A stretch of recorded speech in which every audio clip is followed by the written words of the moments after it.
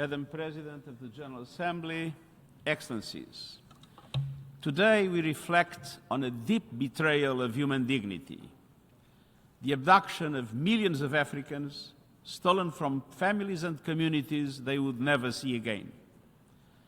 Their trafficking across the Atlantic in conditions so cruel 1 in 7 did not survive the journey, and their enslavement in the Americas, where generations were brutally exploited for their labor and denied their basic humanity.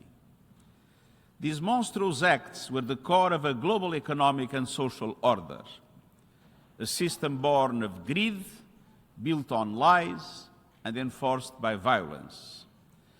A system that prevailed for over 400 years and haunts our world even now. A system that reflected the worst of humanity. And that is why today is more than a time of remembrance. It's a moment to confront the lasting legacies of inequality and racism.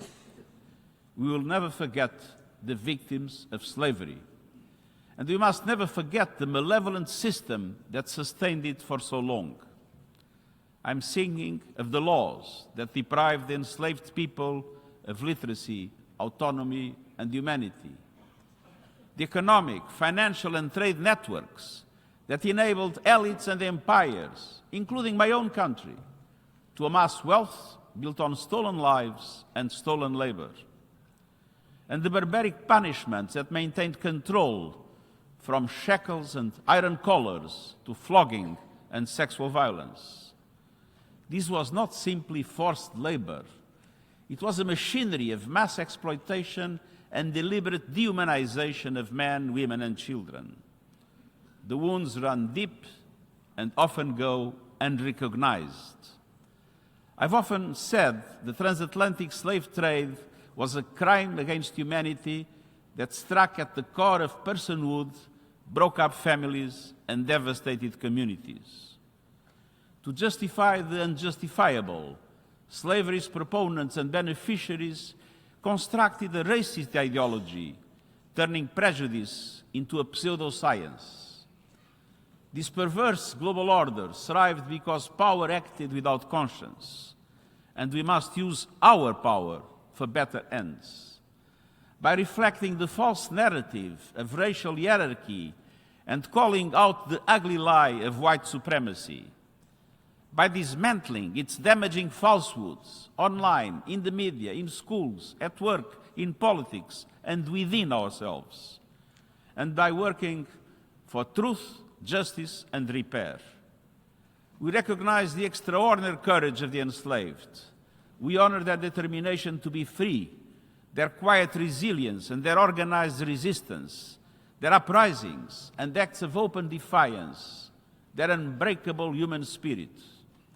Now we must remove the persistent barriers that prevent so many people of African descent from exercising their rights and realizing their potential. We must commit fully and without hesitation to human rights, equality, and the inherent worth of every person. That is why the Second International Decade for people of African descent and the African Union's Decade of Reparations are significant. Let us use them to drive action in 3 critical areas: eradicating systemic racism, ensuring reparatory justice, and accelerating inclusive development with equal access to education, health, employment, housing, and a safe environment. I welcome the steps some countries are taking to apologize for their role in the evil of slavery and to join an honest dialogue about its lasting consequences. But far bolder actions and many more states are needed. And this includes commitments to respect countries' ownership of their own natural resources, and steps to ensure their equal participation and influence in the global financial architecture and the UN Security Council. I urge all member states to become state parties to the International Convention on the Elimination of All Forms of Racial Discrimination if they have not already done it. Excellences. Your Excellencies, we cannot continue to tolerate racial violence or bigotry. We cannot keep letting inequality and injustice be ignored. We must turn memory into progress and remembrance into responsibility. The world we seek, rooted in freedom, equality, and justice, is within reach. Let us honor the victims of the transatlantic trade, not only with our words, but with our work.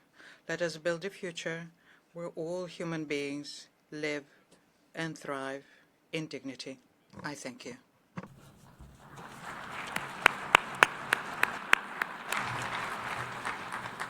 I thank the Secretary General.